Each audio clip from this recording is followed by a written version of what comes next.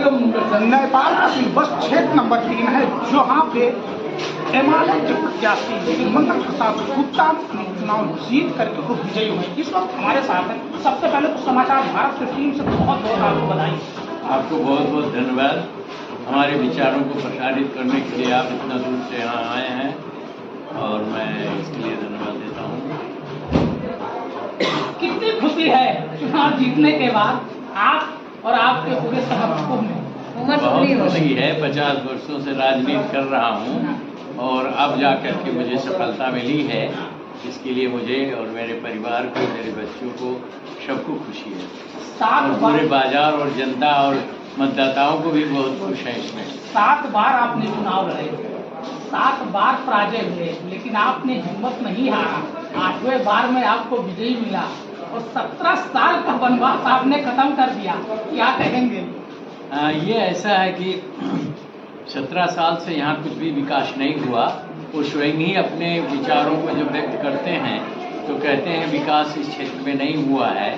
तो जनता भी ये महसूस की कि वास्तव में यहाँ विकास नाम की कोई चीज़ नहीं आई, जबकि करोड़ों करोड़ों रुपया का बजट 17.5 साल में यहाँ आया, लेकिन कहीं भी उसकी कहीं किसी भी जगह लगानी नहीं दिख रही है। इसलिए जनता आक्रोशित है। नेताओं का आचरण शुद्ध होना चाहिए, स्वच्छ छवि होना चाहिए, ईमानदार होना चाहिए, घूसखोरी और भ्रष्टाचार से दूर रहना चाहिए। तभी समाज का कल्याण होगा, सभी मानव जाति का उत्थान होगा और देश आगे बढ़ेगा। इन सब कमियों के कारण आज जनता ने मुझे ये अवसर दिया है और मैं आपसे वादा करता हूँ कि पहले मेरा लक्ष्य क्या होगा कि मैं भ्रष्टाचार को न्यूनीकरण करूं। मैं न भ्रष्टाचार करूंगा, न भ्रष्टाचार मेरे जानकारी में होने दूंगा। ये मेरा अपना प्रतिबद्धता है। और बाकी जो है मैं क्या करूंगा, जहां इसका प्रश्न आता है, देखिए हमारा नेपाल जो है देश बहुत गरीब है। जनता बिना दवा के पाए हुए बीमार, सामान्य बीमारी में भी उसका जो है जीवन नहीं बच पाता है। इसके बाद स्वास्थ्य की स्थिति है। हमें जो है यहाँ के अच्छे नागरिक, चेतनशील नागरिक, योग्य नागरिक, ऊर्जावान नागरिक का प्रोटेक्शन करना है। उस तरफ मैं लगूंगा।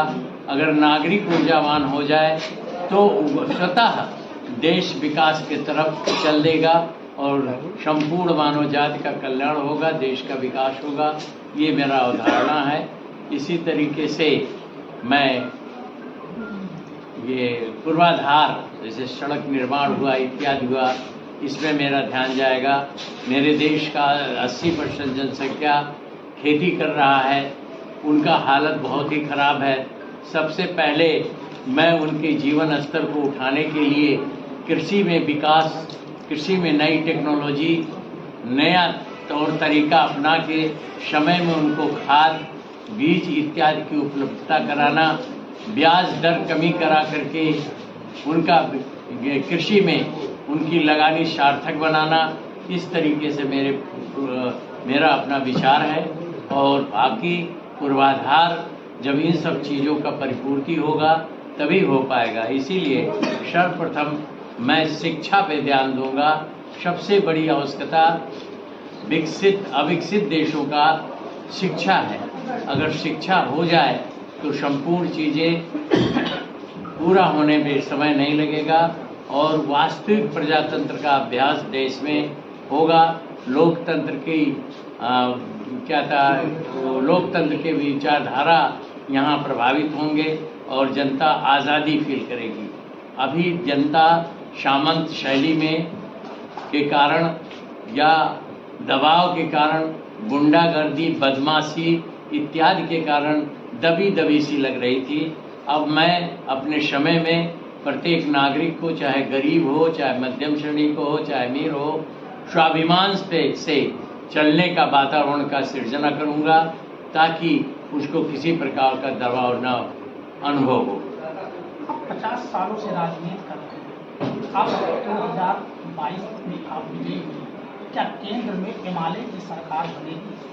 जहाँ तक हिमालय की सरकार बनने की बात है, अभी तो अच्छे मत हमारे मिले हैं और मैं उम्मीद करता हूँ कि चूंकि बहुमत तो किसी की नहीं आ रही है, लेकिन अन्य जो पार्टियां हैं ने हिमालय के नीतियों से, सिद्धांतों से, विचारों से, कार्यान्वयन पद्धति से आकर्षित होकर के इन्हें हिमालय का ही सरकार बनाने के लिए हमें सहयोग करेंगे, शामिल देंगे और इस आधार पे हम कोशिश करेंगे, हमारी पार्टी कोशिश करेगी, हमारे नेता कामरेड वली जी कोशिश में लगे हैं कि हिमालय की सरकार बने ताकि सर्वहारा जनता का, गरीब जनता का उत्थान हो सके।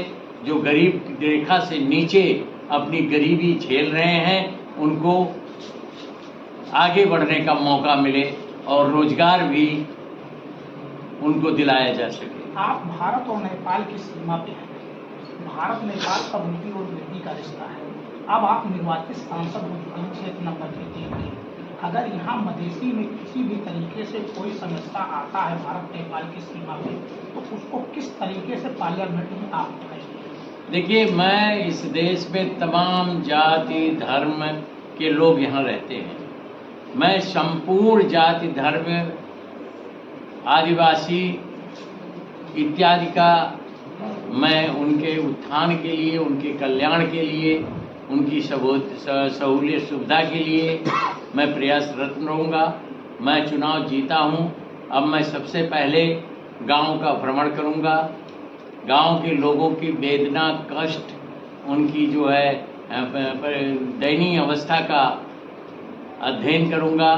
साथ ही उनके उत्थान के लिए उनके द्वारा प्रस्तुत की गई योजनाओं का मैं पहचान करूँगा और समग्र रूप से पहचान करके मैं सरकार में इसको पेश करूँगा संसद में, ताकि उनका उत्थान यथाशीघ्र हो सके और देश का विकास हो सके। बहुत बहुत धन्यवाद। तो देख सकते हैं ये क्षेत्र नंबर 3 कपिलवस्तु से निर्वाचित हिमालय के श्री मंगल प्रसाद गुप्ता जी का साफ कहना है कि सबसे पहली प्राथमिकता हमारी यहाँ पे विकास, शिक्षा, स्वास्थ्य और किसानों की जो बीज और सिंचाई का होगा, और खास करके भारत नेपाल की सीमा से सटे ये जिला है।